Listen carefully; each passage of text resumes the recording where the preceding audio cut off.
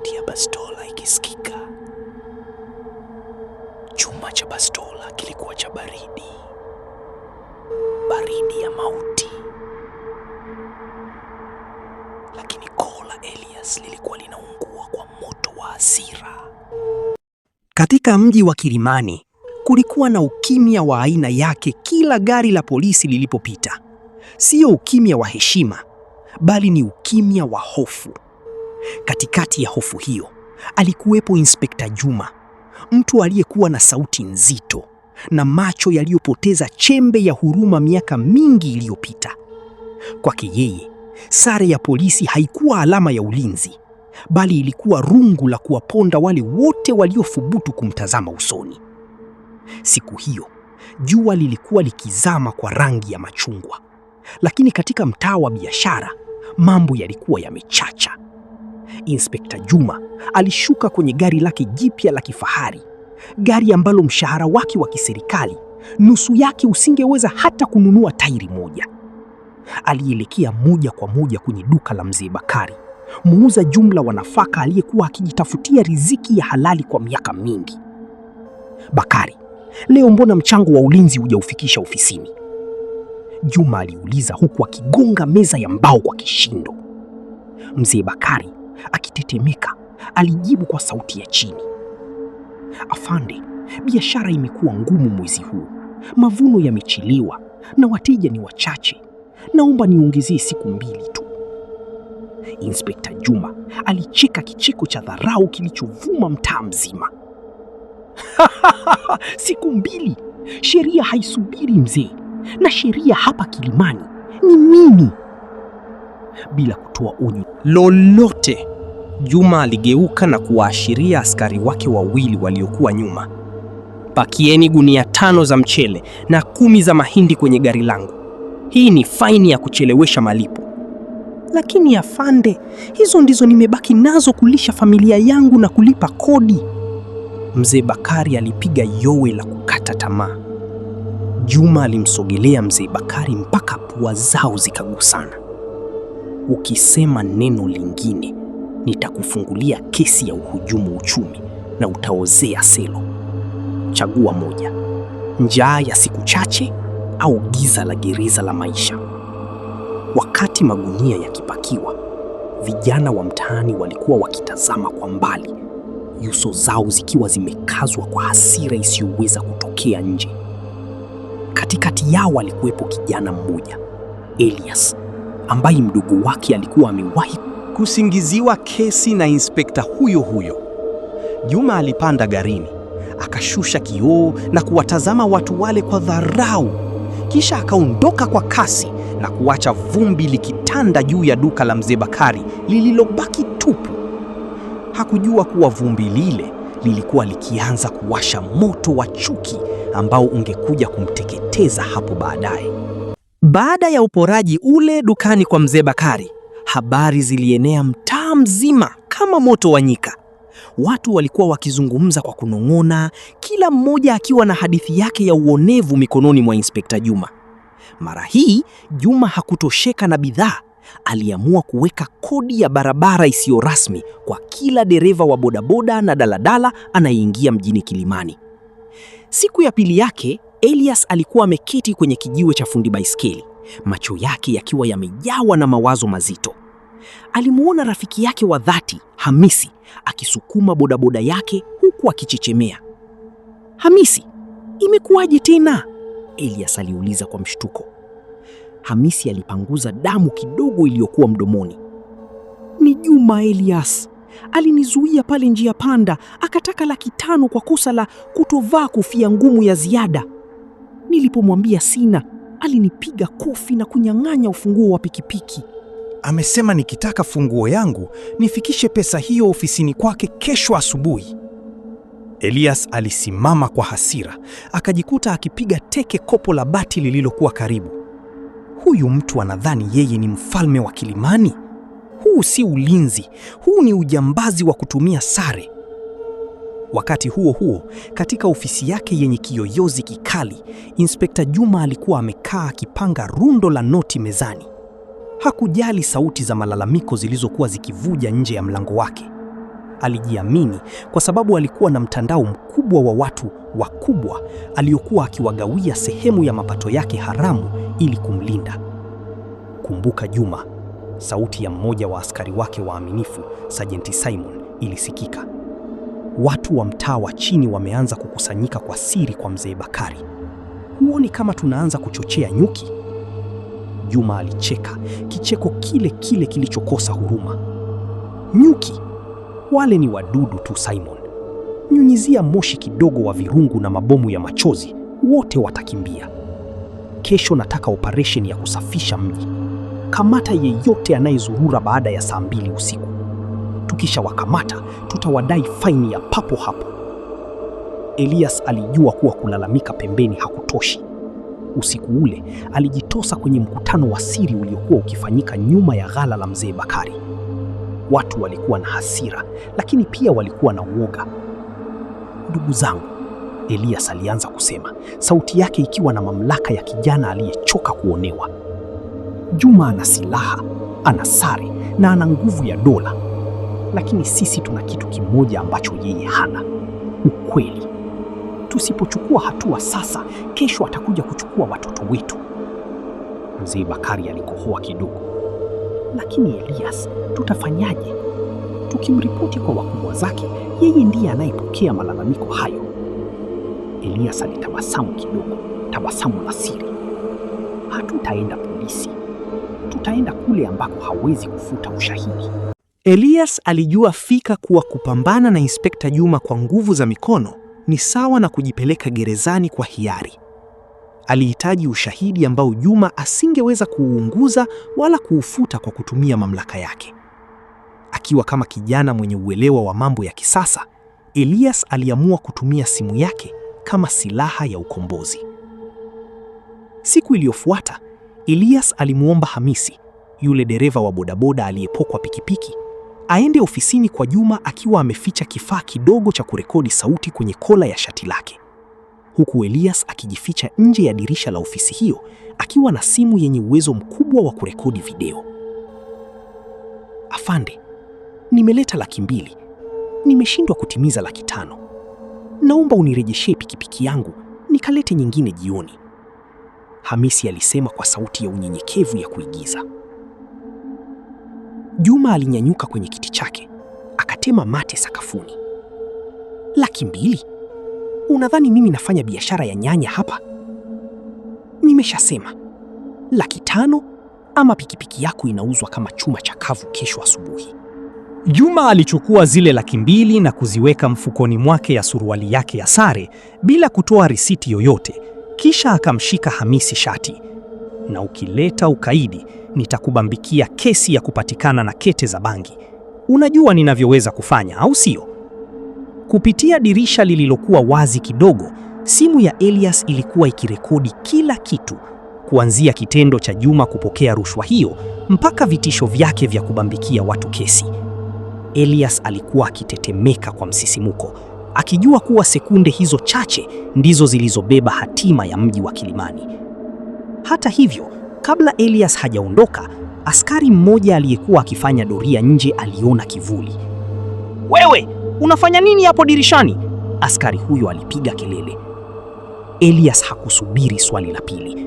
Alianza kukimbia kwa kasi kuelekea kwenye vichochoro vya mtaa wa chini. Inspekta Juma, akisikia kelele hizo, alitoka nje kwa kasi na kuona kijana akikimbia. "Mkamateni, ana simu! Hakikisha simu hiyo haitoki mikononi mwake ikiwa nzima," Juma aliamuru, huku akitoa bastola yake na kufyatua risasi moja hewani kuwatisha raia. Kufukuzana huko kulikuwa kwa hatari. Elias alipenya kwenye maduka ya mbao, akaruka miferiji na hatimaye akaingia kwenye nyumba ya mzee Bakari. Juma na askari wake walikuwa wakimfukuzia kwa ukaribu, wakipindua meza za mamalishe na kutawanya bidhaa za watu njiani.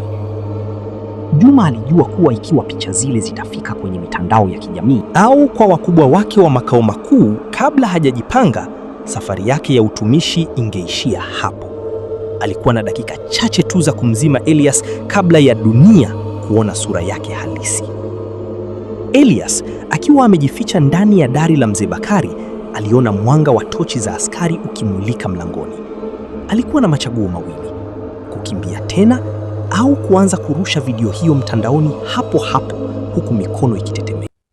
Ndani ya dari la mzee Bakari, jasho lilikuwa likimtiririka Elias kama maji ya mvua.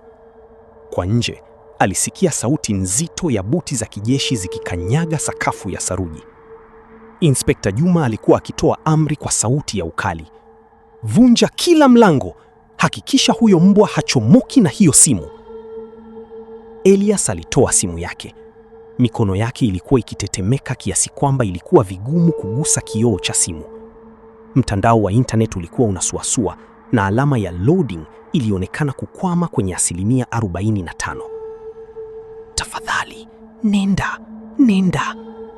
Elias alinong'ona kwa uchungu huku akitazama video hiyo ikijaribu kupanda mtandaoni kwenye ukurasa maarufu wa habari za kijamii. Ghafla, mlango wa chumba alichokuwemo ulipigwa teke na kuanguka. Askari wawili waliingia huku wakiwa wamemshikilia mzee Bakari aliyekuwa akilia. "Afande, hayumo humu!" mmoja alipiga kelele. Juma aliingia akiwa na hasira, macho yake yakizunguka chumba kile mpaka yakatua juu ya dari. Aliona kashimo kidogo ambako vumbi lilikuwa likidondoka. "Yuko juu!" Juma alinguruma. "Nileteeni ngazi au nitamfiatulia risasi huko juu." Elias aliona asilimia zikipanda: 80, 90, 95. Sekunde chache kabla Juma hajafika juu ya dari, simu ilitoa sauti fupi ya ding. Video imetumwa kwa mafanikio. Elias hakusubiri. Alituma video hiyo kwa wanahabari watatu na kwa mwanasheria mmoja wa haki za binadamu aliyekuwa akimjua. Juma alipanda na kuchungulia ndani ya dari, bastola yake ikiwa imetangulia. Alimkuta Elias amekaa, simu ikiwa pembeni yake, mikono ikiwa juu.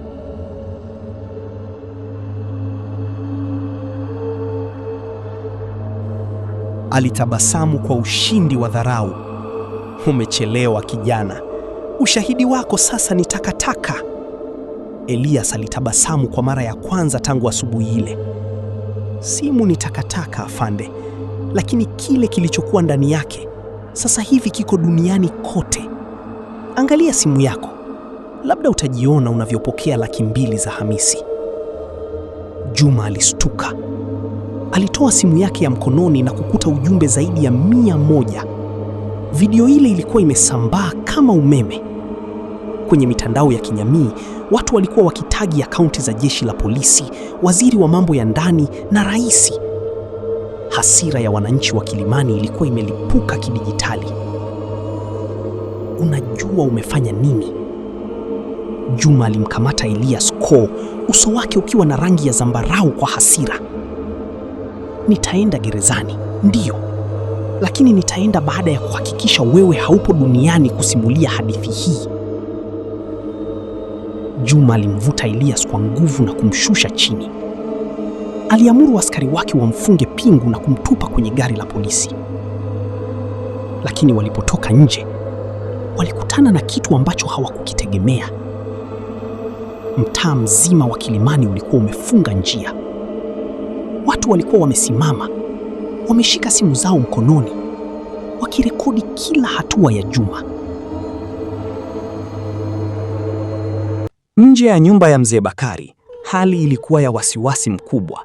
Inspekta Juma alikuwa amemshikilia Elias kwa nguvu, bastola yake ikiwa mkononi, lakini alistushwa na ukuta wa binadamu uliokuwa mbele yake. Machinga waliacha biashara zao, madereva wa bodaboda walizima pikipiki zao na kuzipanga barabarani kama kizuizi, na akina mama ntilie walisimama wakiwa wameshikilia vijiko vyao vya kupikia. "Mwache Elias!" Sauti ya Hamisi ilisikika kwa nguvu. "Hatuogopi risasi zako tena, maana tayari umetufisha njaa na kutudhalilisha mbele ya familia zetu." Juma alijaribu kutoa amri kwa askari wake: "Watawanyeni, piga mabomu ya machozi." Lakini alishangaa kuona hata askari wake wanasita. Waliona mamilioni ya watu mtandaoni wakitazama tukio lile kupitia live stream za simu zilizokuwa kila upande. Dunia ilikuwa inashuhudia Kilimani kwa wakati huo huo. Ghafla, msafara wa magari meusi yenye ving'ora ulitokea kwa kasi kutokea makao makuu ya polisi. Kamanda wa polisi wa mkoa, RPC, alishuka akiwa na uso wa huzuni na ukali. Alitembea moja kwa moja mpaka kwa Juma. Inspekta Juma, weka silaha yako chini, kamanda aliamuru. Umeivua heshima sare hiyo kwa tamaa na ukatili wako. Video uliojirekodi mwenyewe unadhulumu maskini imeshafika kwa wakuu wa nchi. Hauna mamlaka tena hapa. Pingu alizokuwa nazo Juma mfukoni zilitumika kumfunga yeye mwenyewe. Aliondolewa mbele ya umma huku akizomewa, dharau na kiburi chake vikiwa vimeyeyuka kama barafu juani. Elias aliachiliwa na mtaa mzima ukalipuka kwa shangwe.